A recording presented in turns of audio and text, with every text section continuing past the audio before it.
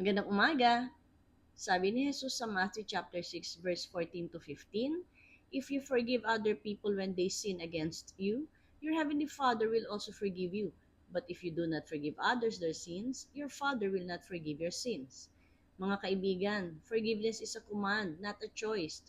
Malinaw ang sinabi ni Jesus, kung gusto natin na tayo ay patawarin ng ating Diyos, kailangan nating magpatawad. Dahil kung bitter tayo, hindi tayo makakatanggap ng kapatawaran sa Diyos. At bakit hindi ka naman magpapatawad sa iyong kapwa? Kung ang Diyos nga nagpapatawad at pinadala pa ang kanyang nag-iisang anak at inalay ang buhay niya sa krus para mapatawad tayo.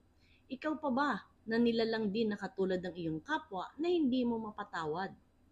Ang pagpapatawad ay hindi pagpapakita ng kahinaan ng isang tao. Ito ay pagpapakita ng kababaang loob at pag-ibig sa Diyos at sa kapwa. At ito ay makakabuti sa tao dahil hindi siya magiging alipin ng sama ng loob na nakakabigat sa buhay.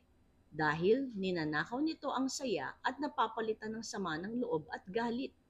Sinisira nito ang ating kapayapaan at relasyon sa iba at nahihiwalay tayo sa habag ng Diyos.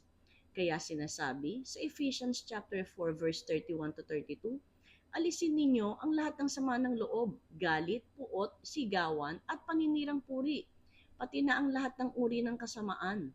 Maging mabait kayo sa isa't isa, mahabagin at magpatawad kayo sa isa't isa, tulad ng pagpapatawad sa inyo ng Diyos kay Kristo." Ang pagpapatawad ang susi sa kalayaan sa lahat ng sama ng loob at hinanakit na nakakabigat sa buhay. Pinatawad tayo ng Diyos, kaya dapat din tayong magpatawad.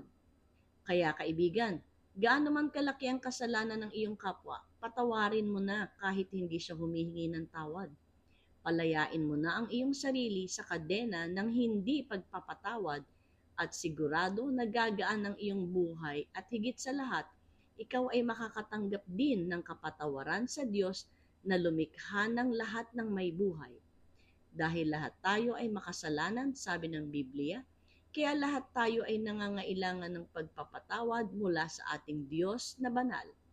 Kaya iniuutos niya na tayo ay magpatawad dahil ayaw niya na tayo ay mapahamak at gusto niya na lahat tayo ay makasama niya sa langit. Purihin ang Panginoon hanggang sa muli.